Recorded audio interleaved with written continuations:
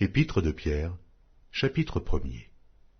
Pierre, apôtre de Jésus-Christ, à ceux qui sont étrangers et dispersés dans le Pont, la Galatie, la Cappadoce, l'Asie et la Bithynie, et qui sont élus selon la prescience de Dieu le Père par la sanctification de l'Esprit, afin qu'ils deviennent obéissants, et qu'ils participent à l'aspersion du sang de Jésus-Christ, que la grâce et la paix vous soient multipliées. Béni soit Dieu le Père de notre Seigneur Jésus-Christ qui, selon sa grande miséricorde, nous a régénérés par une espérance vivante, par la résurrection de Jésus-Christ d'entre les morts, pour un héritage qui ne se peut ni corrompre, ni souiller, ni flétrir, lequel vous est réservé dans les cieux. À vous qui, par la puissance de Dieu, êtes gardés par la foi pour le salut, prêt à être relevé dans les derniers temps. C'est là ce qui fait votre joie. Quoique maintenant, puisqu'il le faut, vous soyez attristés pour un peu de temps par diverses épreuves, afin que l'épreuve de votre foi, plus précieuse que l'or périssable, qui cependant est éprouvé par le feu, ait pour résultat la louange, la gloire et l'honneur lorsque Jésus-Christ apparaîtra. Lui que vous aimez sans l'avoir vu, en qui vous croyez sans le voir encore, vous réjouissant d'une joie ineffable et glorieuse, parce que vous obtiendrez le salut de vos âmes pour prix de votre foi. Les prophètes qui ont prophétisé, touchant la grâce qui vous était réservée, ont fait de ce salut l'objet de leurs recherches et de leurs investigations, voulant sonder l'époque et les circonstances marquées par l'Esprit de Christ qui était en eux, et qui attestait d'avance les souffrances de Christ et la gloire dont elles seraient suivies.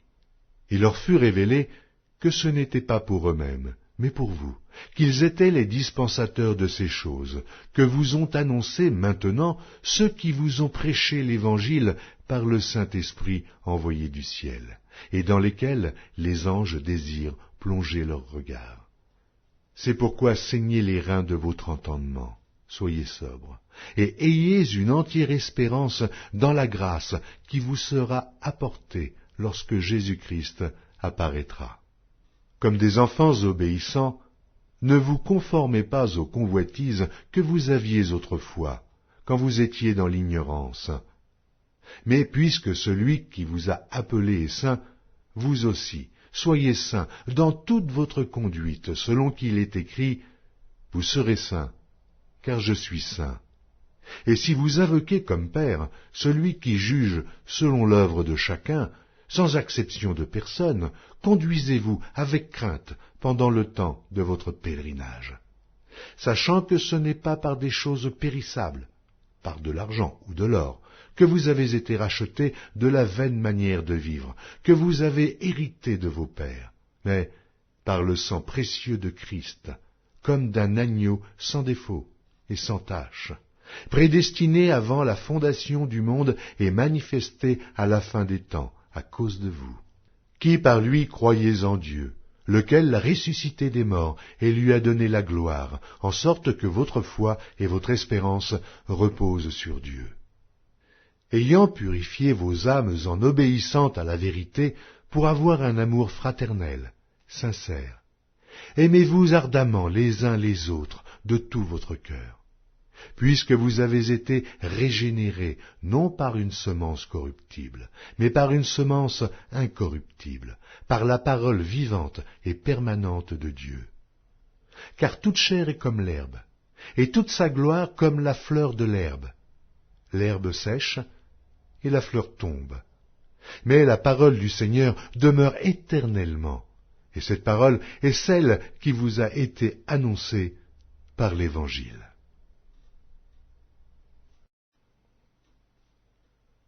Épître de Pierre, chapitre 2. Rejetant donc toute malice et toute ruse, la dissimulation, l'envie et toute médisance, désirez comme des enfants nouveau-nés le lait spirituel et pur, afin que par lui vous croissiez pour le salut. Si vous avez goûté que le Seigneur est bon, Approchez-vous de lui, pierre vivante, rejetée par les hommes, mais choisie et précieuse devant Dieu. Et vous-même, comme des pierres vivantes. Édifiez-vous pour former une maison spirituelle, un saint sacerdoce, afin d'offrir des victimes spirituelles, agréables à Dieu par Jésus-Christ. Car il est dit dans l'Écriture, « Voici, je mets en Sion une pierre angulaire, choisie, précieuse, et celui qui croit en elle ne sera point confus. » L'honneur est donc pour vous qui croyez, mais pour les incrédules.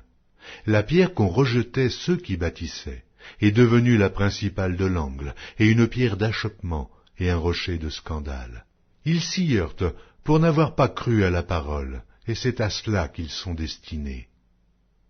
Vous, au contraire, vous êtes une race élue, un sacerdoce royal, une nation sainte, un peuple acquis, afin que vous annonciez les vertus de celui qui vous a appelé des ténèbres à son admirable lumière. Vous qui autrefois n'étiez pas un peuple, et qui maintenant êtes le peuple de Dieu, vous qui n'aviez pas obtenu miséricorde, et qui maintenant avez obtenu miséricorde. Bien-aimés, je vous exhorte, comme étrangers et voyageurs sur la terre, à vous abstenir des convoitises charnelles qui font la guerre à l'âme. Ayez au milieu des païens une bonne conduite, afin que là même où ils vous calomnient, comme si vous étiez des malfaiteurs, ils remarquent vos bonnes œuvres et glorifient Dieu au jour où il les visitera. Soyez soumis à cause du Seigneur à toute autorité établie parmi les hommes, soit au roi comme souverain, soit au gouverneur comme envoyé par lui pour punir les malfaiteurs et pour approuver les gens de bien. Car c'est la volonté de Dieu qu'en pratiquant le bien, vous réduisiez au silence les hommes ignorants et insensés, étant libres, sans faire de la liberté un voile qui couvre la méchanceté, mais agissant comme des serviteurs de Dieu. Honorez tout le monde, aimez les frères, craignez Dieu, honorez le roi. Serviteurs, soyez soumis en toute crainte à vos maîtres, et non seulement à ceux qui sont bons et doux, mais aussi à ceux qui sont d'un caractère difficile. Car c'est une grâce que de supporter des afflictions par motif de conscience envers Dieu, quand on souffre injustement. En effet, quelle gloire y a-t-il à supporter de mauvais traitements pour avoir commis des fautes? Mais si vous supportez la souffrance lorsque vous faites ce qui est bien, c'est une grâce devant Dieu. Et c'est à cela que vous avez été appelés, parce que Christ aussi a souffert pour vous, en laissant un exemple, afin que vous suiviez ses traces. Lui qui n'a point commis de péché, et dans la bouche duquel il ne s'est point trouvé de fraude. Lui qui injuriait ne rendait point d'injure, maltraité ne faisait point de menaces, mais s'en remettait à celui qui juge justement. Lui qui a porté lui-même nos péchés en son corps sur le bois, afin que, morts au péché, nous vivions pour la justice. Lui par les meurtrissures duquel vous avez été guéris. Car vous étiez comme des brebis errantes, mais maintenant, vous êtes retournés vers le pasteur et le gardien de vos âmes.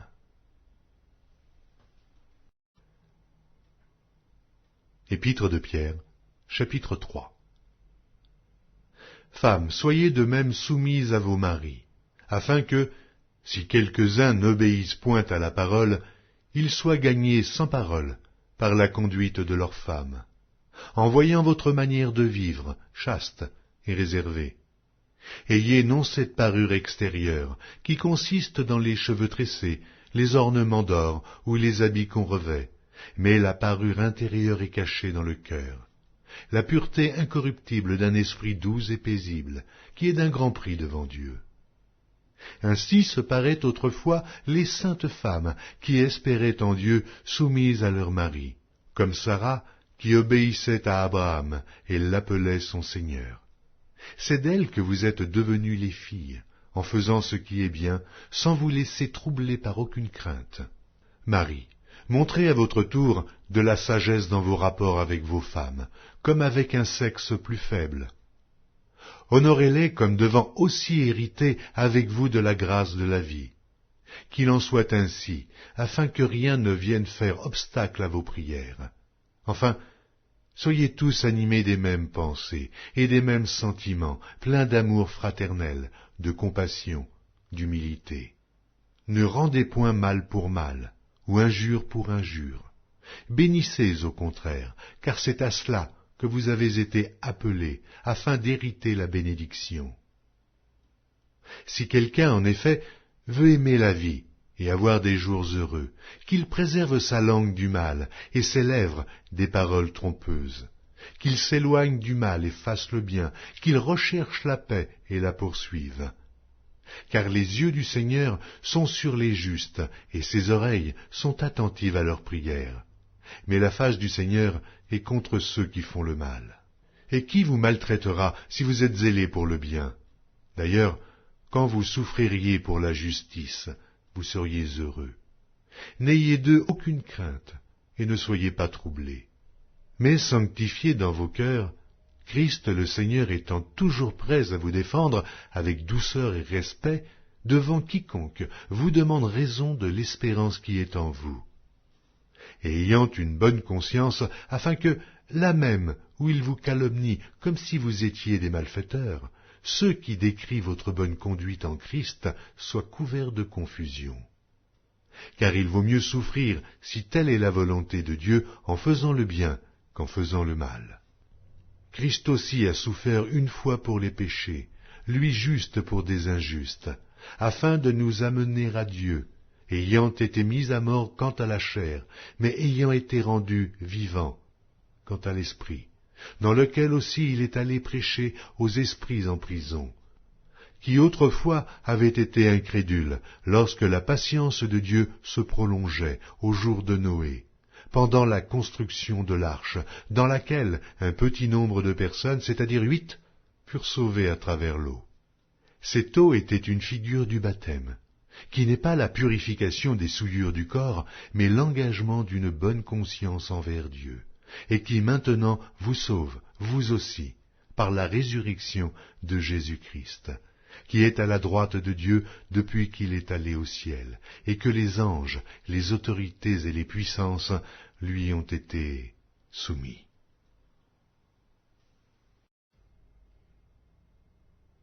Première épître de Pierre, chapitre 4.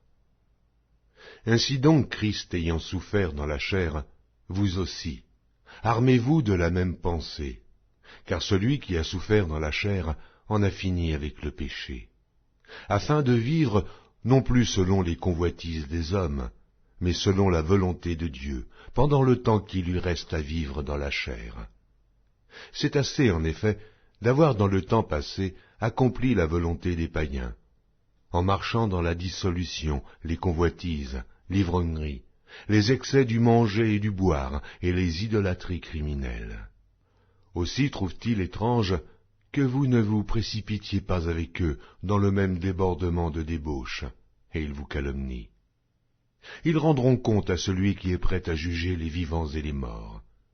Car l'Évangile a été aussi annoncé aux morts, afin que, après avoir été jugés comme les hommes quant à la chair, ils vivent selon Dieu, quant à l'esprit. La fin de toute chose est proche. Soyez donc sages et sobres pour vaquer à la prière. Avant tout, ayez les uns pour les autres une ardente charité, car la charité couvre une multitude de péchés. Exercez l'hospitalité les uns envers les autres, sans murmure, comme de bons dispensateurs des diverses grâces de Dieu. Que chacun de vous mette au service des autres le don qu'il a reçu. Si quelqu'un parle, que ce soit comme annonçant les oracles de Dieu. Si quelqu'un remplit un ministère, qu'il le remplisse selon la force que Dieu communique, afin qu'en toute chose, Dieu soit glorifié par Jésus-Christ, à qui appartiennent la gloire et la puissance au siècle des siècles. Amen. Bien-aimés, ne soyez pas surpris comme d'une chose étrange qui vous arrive, de la fournaise qui est au milieu de vous pour vous éprouver. Réjouissez-vous au contraire de la part que vous avez aux souffrances de Christ, afin que vous soyez aussi dans la joie et dans l'allégresse lorsque sa gloire apparaîtra. Si vous êtes outragés pour le nom de Christ, vous êtes heureux, parce que l'Esprit de gloire, l'Esprit de Dieu, repose sur vous. Que nul de vous, en effet, ne souffre comme meurtrier, ou voleur, ou malfaiteur, ou comme s'ingérant dans les affaires d'autrui. Mais si quelqu'un souffre comme chrétien, qu'il n'en ait point honte, et que plutôt il glorifie Dieu à cause de ce nom. Car c'est le moment où le jugement va commencer par la maison de Dieu. Or, si c'est par nous qu'il commence, quelle sera la fin de ceux qui n'obéissent pas à l'évangile de Dieu? Et si le juste se sauve avec peine, que deviendront l'impie et le pécheur? Ainsi que ceux qui souffrent selon la volonté de Dieu remettent leur âme au fidèle Créateur en faisant ce qui est bien. Première épître de Pierre, chapitre 5. Voici les exhortations que j'adresse aux anciens qui sont parmi vous, moi, ancien comme eux, témoin des souffrances de Christ et participant de la gloire qui doit être manifestée. Paissez le troupeau de Dieu qui est sous votre garde, non par contrainte, mais volontairement, selon Dieu, non pour un gain sordide, mais avec dévouement, non comme dominant sur eux qui vous sont échus en partage, mais en étant les modèles du troupeau. Et lorsque le souverain pasteur paraîtra, vous obtiendrez la couronne incorruptible de la gloire. De même, vous qui êtes jeunes, soyez soumis aux anciens. Et tous, dans vos rapports mutuels, revêtez-vous d'humilité, car Dieu résiste aux orgueilleux, mais il fait grâce aux humbles. Humiliez-vous donc sous la puissante main de Dieu, afin qu'il vous élève au temps convenable, et déchargez-vous sur lui de tous vos soucis, car lui-même prend soin de vous. Soyez sobres, veillez. Votre adversaire, le diable, rôde comme un lion rugissant, cherchant qui il dévorera. Résistez-lui avec une foi ferme, sachant que les mêmes souffrances sont imposées à vos frères dans le monde. Le Dieu de grâce, qui vous a appelés en Jésus-Christ à sa gloire éternelle, après que vous aurez souffert un peu de temps, vous perfectionnera lui-même, vous affermira, vous fortifiera, vous rendra inébranlable. À lui soit la puissance au siècle des siècles. Amen. C'est par Sylvain, qui est à mes yeux un frère fidèle, que je vous écris ce peu de mots, pour vous exhorter et pour vous attester que la grâce de Dieu à laquelle vous êtes attachés est la véritable. L'Église des élus qui est à Babylone vous salue, ainsi que Marc, mon fils. Saluez-vous les uns les autres par un baiser d'affection.